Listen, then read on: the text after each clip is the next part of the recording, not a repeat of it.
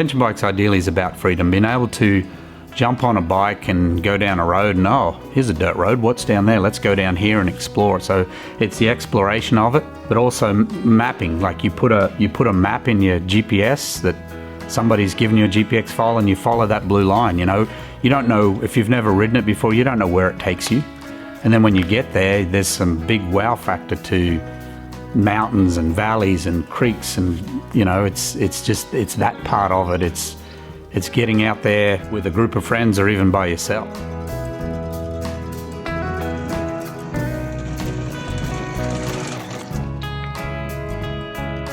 Keep an eye out for Tonto Village or Patrol Road.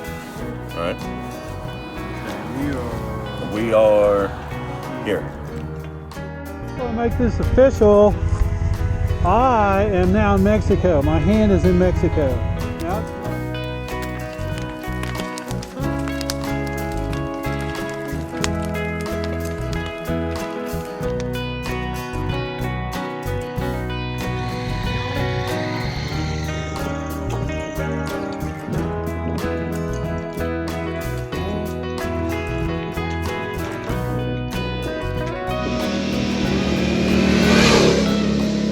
we share a lot of mutual experiences as motorcycle riders. When you meet a kindred spirit or whatever you want to call them that also enjoys it, it's a great thing.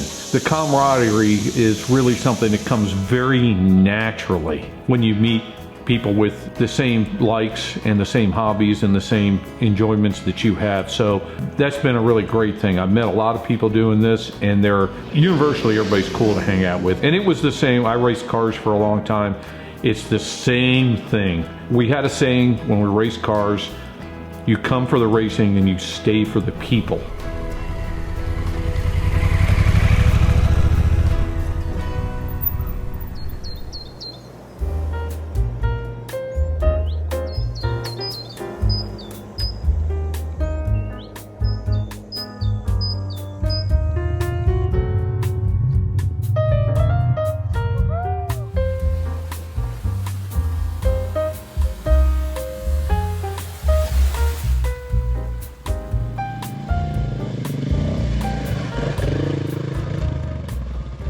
My wife and I did a ride in Arkansas a while back.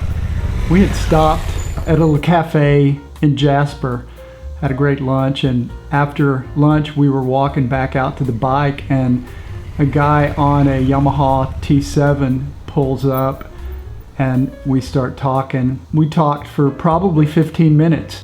When we started rolling, my wife came over the intercom and she said, you know, it's a small world, isn't it? And I was a bit confused. I was like, what are you talking about? She goes, you know, knowing that guy, being all the way up here in Arkansas and running into somebody you know. And I came back over the intercom and I said, I've never seen that guy before in my life. It just made me realize that's one of the things that I really love about the sport of motorcycling.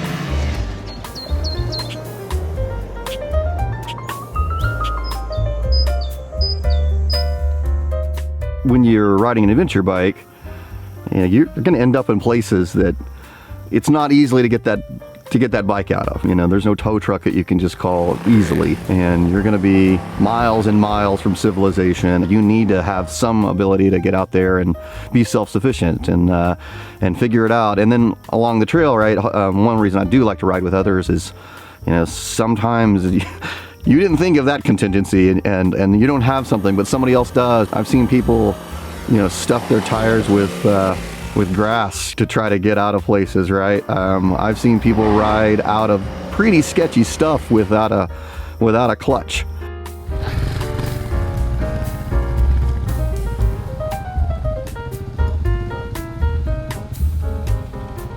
What advice do I have for people wanting to get into adventure bike riding?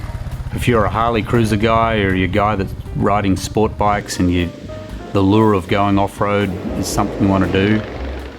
I'm 49 years old. I just started racing again this year, and I really only started riding dirt bikes properly 2-3 years ago. Adventure riding 3 years ago. Get into a club, like we have the North Texas Adventure Riders Club that Dan started, that's now over 2,000 members, and there's so many rides. Just look for those posted rides. Get yourself a bike, get something that suits your height, weight, and get it set up and come join one of these rides. So I handle a lot of the group rides on the north side of Dallas, and we're here at one of our favorite spots. We're on Lake Texoma at the end of Wolf Ranch Road near Big Mineral, Texas. This is a highlight of our Texoma tour. It's a very rough road coming in here, as Dan got to experience. You need a high clearance vehicle or an adventure bike to get back here. And as you can see, you can drop down to lake level, and there's a land bridge behind me going out to the island.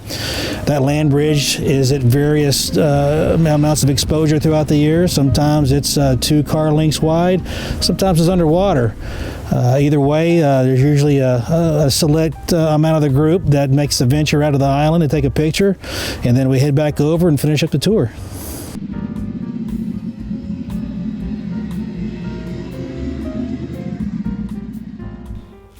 Adventure riding in Arkansas, especially north of I-40 in the Ozarks National Forest, in my opinion, is some of the best around. You can ride improved county roads to gnarly single track and everything in between, and it's only 6 hours away. A walk in the park for most Texans. Pretty good ride there. I'm not trying to win any races today. I'm slow going, but I made it. David's fork seal's leaking, so we found an old milk carton crate, made a fork seal cleaner. He's going to give the Trailside repair a try.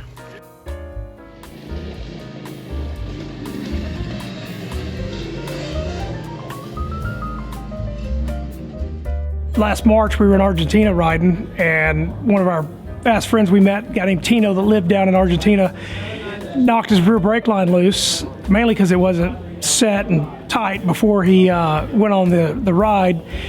Got going, stopped at lunch, he realized he had no rear brake. They told him he was going to have to ride the road back and end his day. And he came to me and goes, "Hey, it looks like you can fix stuff. I've watched you fix a couple other bikes along the trail." And I was just there on an invite. So I told him, I said, "Man, we don't have any brake fluid. There's nothing we can do." I said, "You're stuck." And so at the same time, I was drinking water out of a water bottle, and I realized I had a cap in my hand. And we had about 20 guys with us at lunch. And I looked at everybody. Most of them couldn't speak English. So I said, "Hey, help me." I said, "Everybody is going to donate 1 cap of brake fluid." So we went over to each guy's bike and we took a cap at a time. Went to his bike, filled it. We grabbed a vent hose off one of the gas tanks, and we were recycling. So we'd lose a little, but we would recycle. And it took us about 18 little capfuls, and we got him rear brake so he could finish his day without having to end it and take the road back. If you find a good supporting dealer within your area, support them. We do a lot of make ready the bikes, big trips, whether the bike's new or getting them prepared. If we see the bike on a regular basis, even if it's every 3rd time you service it at home, if we get our eyes on it back here, a lot of times we'll find something. We're able to fix it, adjust it, tighten it, preventative maintenance, so that way you don't have a problem when you're actually on your trip. Let us see your adventure bikes. Let us look at them. Let's do an oil change and air filter. It's amazing what we can catch just doing the basics before you leave for a trip. Nothing is broken, he's just fixing the preload. It's one of those things, when you've got it loaded for luggage, then you take all your luggage off, you got to stop and adjust it. I had it maxed out, and I think that's why when I was going down there, it scared the crap out of me. It's just, the back is just hard as hell. If you don't have the stabilizer, you do it, it'll help you. I just took the seat off so I could remember what the setting was. It's got the instructions there.